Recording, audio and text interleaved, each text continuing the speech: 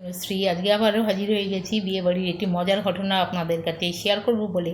প্রথমে আগে ঘটনাটা বলি, তারপর নয় বলবো কেন বললাম, উদ্দেশ্যটা কী ঘটনাটা বলার। এই যে অনুষ্ঠান বাড়ির কথা বলছি, এই অনুষ্ঠান বাড়িতে আমি গেছিলাম 7 থেকে 8 বছর আগে, কি তারও বেশি হবে। অনুষ্ঠান বাড়িতে গেছিলাম আমি। যাওয়ার পরে সবাই যেমন খেতে বসে, আমিও খেতে বসেছি। প্রথমে খেতে বসে দেখলাম ফিশ ফ্রাই এসছে, জানেন তো। এবার যেটা হয়, আমি না খাওয়া শুরু করছি, খেতে খেতে কিছুক্ষণ পরে দেখলাম পরের আইটেমটি এসে গেছে। তা আমি করেছি কি, ফিশ ফ্রাইটা অর্ধেক খেয়েছি, অর্ধেক খাওয়া হয়নি, পাশে রেখে দিয়েছি, পরে খাবো। পরের আইটেমটা খাওয়া শুরু করে দিয়েছি। এবার লাস্টে গিয়ে দেখলাম পরপর তো খাবার আসছে, আমি খাচ্ছি। লাস্টে গিয়ে দেখলাম আমার পেট ভরে গেছে, আমার আর খাওয়া হলো না ফিশ ফ্রাইটা, তাই আমি খেতে পারিনি। এই ছোটো ঘটনাটি বলার উদ্দেশ্য হলো একটাই, যখন যে কাজটি করবো আমরা আর কি, তখন সেই কাজটি শেষ করে তবে পরের কাজে যাওয়া, যেটা আমি করিনি।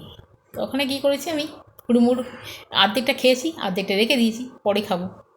পরে রাখলে হয় না, যেটা করবেন যে কাজটা তখনই শেষ করুন, তারপরে অন্য কাজে যান, যেটা আমি করিনি। আমি তো খেয়ে ফেলতে পারতাম, খাইনি, পরের জন্য রেখেছি, পরে আর খেতে পারি না আর কি। আর তারপরে যেটা, যেখানে যেমন তেখানে তেমন, মানে কি বলুন তো, বাড়িতে আমার অভ্যেস আছে দেরি করে ধীরে সুস্থে আস্তে আস্তে খাওয়া, কিন্তু বিয়ে বাড়ি সেটা বাড়িতে সম্ভব। বিয়ে বাড়িতে তো সেটা সম্ভব নয়। এটা আমি ঘটনার প্রসঙ্গে বললাম, বিয়ে বাড়ির ঘটনার প্রসঙ্গে, তার মানে বলছি না হুড়মুড়িয়ে খেতে যাবেন, সেটা করবেন না, গলা আটকে যেতে পারে, সেটা দরকার নেই।